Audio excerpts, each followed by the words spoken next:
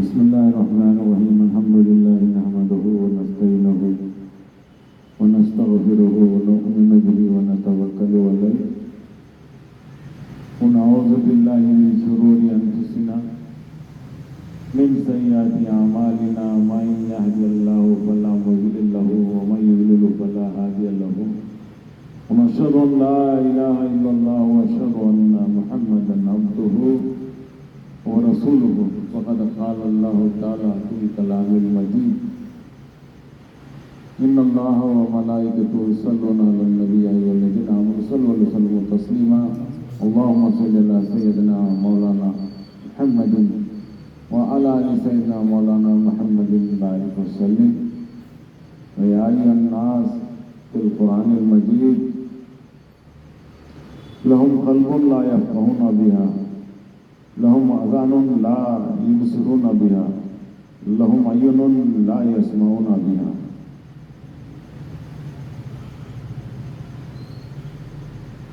بہت ساری باتیں ہم لوگ نہیں جان پاتے. اللہ کی کارسازیاں بڑی ہیں, اللہ تعالیٰ کے منصوبے بڑے ہیں. اللہ تعالیٰ کی خلق میں اللہ نے ہمارے دنیا میں آنے سے پہلے پتہ نہیں کیسی کیسی چیزیں, نعمتیں, برکتیں, سعادتیں انسان کی ضرورتوں کے لیے پیدا کر دیا. آسمانوں کو سایہ فگن کر دیا, چاند ستارے سورج اللہ نے ہمارے لیے پیدا کر دیے. زمین کو بچھا دیا, سمندروں کو اللہ پاک نے پھیلا دیا, اور آدم علیہ السلام کو پیدا فرما کر جب دنیا میں بھیجا گیا تو جب اولاد آدم دنیا میں بڑھتی گئی, لیکن بجائے خدا کے روبرو سجود ہونے کے, بجائے خدا کے روبرو حاضر ہونے کے, بجائے خدا کی عاجزیاں اور بے کسیاں اپنی پیش کرنے کے خدا کے روبرو انسان کے ساتھ تکبر کرنے لگا. انسان کے ساتھ برائی کرنے لگا.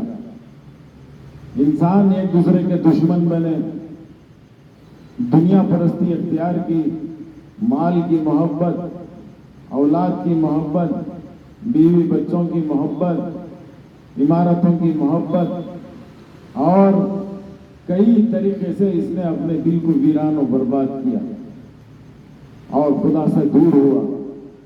اور خدا نے جب اس کی دل کی بربادی دیکھی, جب اس کے خواہشات کو دیکھے, جب اس کے نفس کو خدا نے پرکھا, تو سب سے انسانوں کے اندر فرشتوں سے بھی زیادہ صفات رکھنے والے نبیوں کو اللہ نے ان کے درمیان میں, انسانوں کے درمیان میں محبوس فرمایا.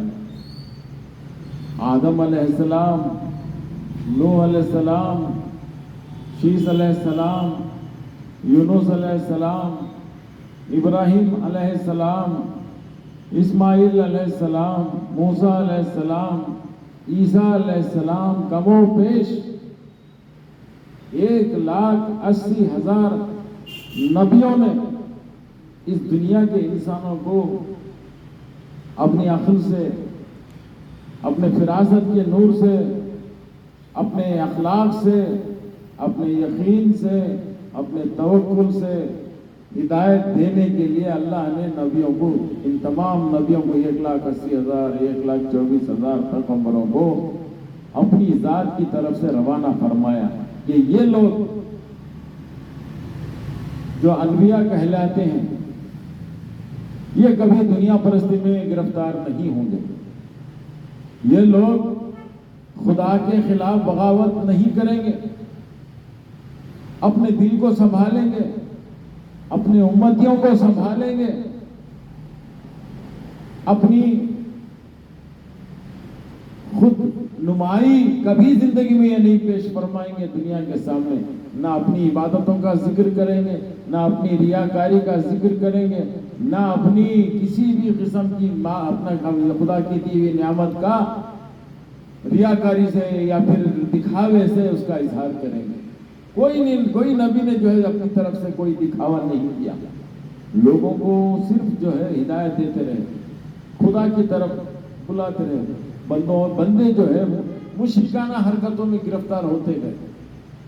موسیٰ علیہ السلام کی قوم تھی، موسیٰ علیہ السلام کے سامنے بت پرستی اختیار کرتے تھے، تصاویر بناتے تھے، بتیں بناتے تھے اور ان کی پوجا کرتے تھے۔ اور موسیٰ علیہ السلام کو اللہ نے کہا ان کو ہدایت دو موسیٰ کہ میرا شرک مت کریں، میں وحدہ ہوں لا شریک لہ ہوں،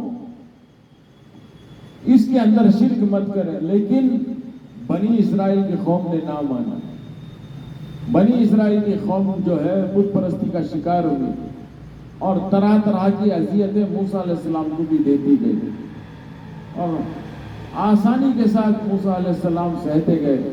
جب موسیٰ کے حواریوں نے، جب کچھ حواری ان کے طرف ان کے تعلق سے ان کی محبت میں پیدا ہونے لگے، فرعون ان کا دشمن بنا۔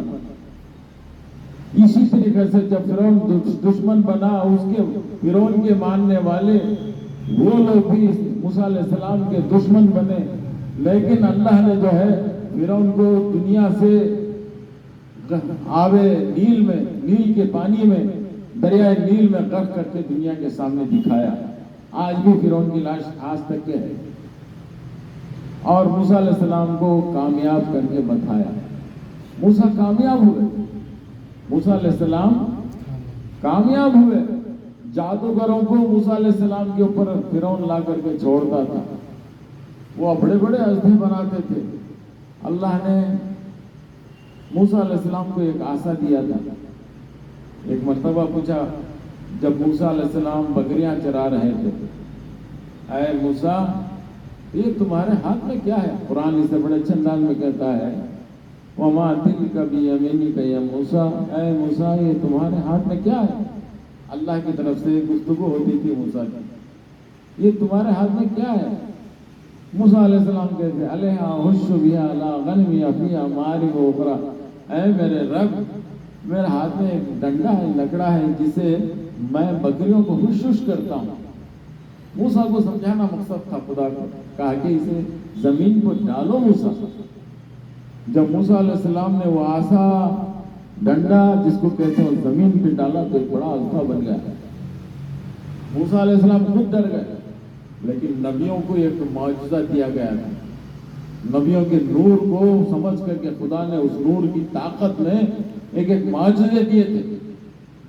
آپ معجزے تو نہیں رہے، اولیاء اللہ کو کرامتیں دی جاتی ہیں کہ وہ لوگوں کے دلوں کو سنبھالیں، لوگوں کو ہدایتوں کو بلائیں، اور لوگوں کو جو ہے مشرکانہ حرکتوں سے چھڑائیں، اور لوگوں کو ادھر ادھر کی گرفتاریوں سے۔ کوئی بندہ مال کی محبت میں دوسرے کا قتل کر دیتا ہے، کوئی برسوں اپنی کورٹ کچہریوں میں جھگڑتا رہتا ہے، کوئی زمین کی خاطر لڑ رہا ہے، کوئی بیوی کی خاطر لڑ رہا ہے، کوئی بچوں کی خاطر لڑ رہا ہے، کوئی پتہ نہیں کیسے اس کے نفس کے اندر کیا کیا خرابیاں ہیں، کیا کیا گندگیاں ہیں، کیا کیا ناپاکیاں ہیں۔ ان تمام ناپاکیوں کو سمیٹ کر کے انسان ایک دوسرے کے خلاف ہوا ہے۔ اب یہ ہدایت نبیوں سے کہی جاتی تھی کہ ان کو دنیا پرستیوں سے چھڑاؤ، ان کے نفس کو مطمئننے کی طرف لے آؤ کھینچ کے۔ یہ نفس لوامہ میں ہے، یہ نفس امارہ میں ہے، یہ خواہشات دنیا میں ہے، یہ ایک دوسرے کا قتل جائز سمجھتے ہیں، ایک دوسرے کے اوپر تہمت جائز سمجھتے ہیں، ایک دوسرے کے اوپر الزامات جائز سمجھتے ہیں۔ کوئی حکومت کے لیے مخلوق خدا کو کچل دیتا ہے،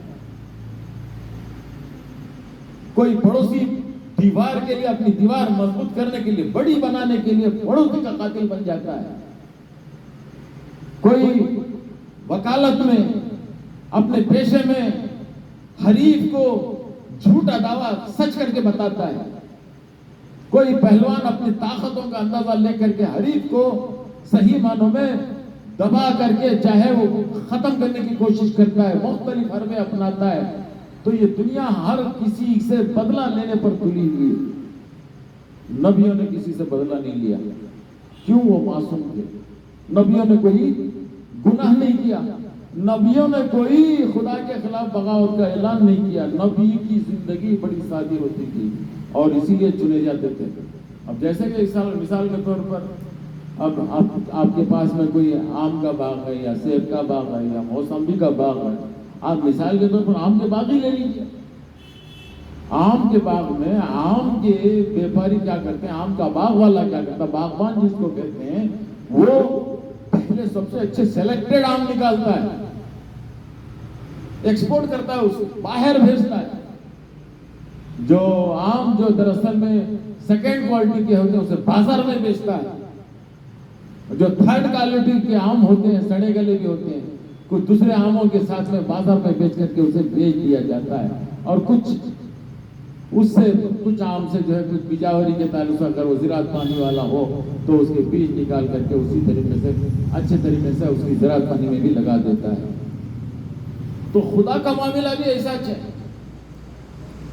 جو سب سے نمبر 1 جن کا قلب ہوتا تھا, جن کے قلب میں توکل برابر سے ہوتا تھا, جن کا یقین برابر ہوتا تھا, جن کی محبت خدا سے سب سے زیادہ ہوتی تھی, اور جو اپنی جان بھی, اپنا مال بھی, اپنا ایمان بھی خدا کے حوالے کرتے تھے, خدا کے. ان اللہ و ملائکتہ یصلون علی النبی یا ایھا الذین آمنوا صلوا علیہ وسلموا تسلیما.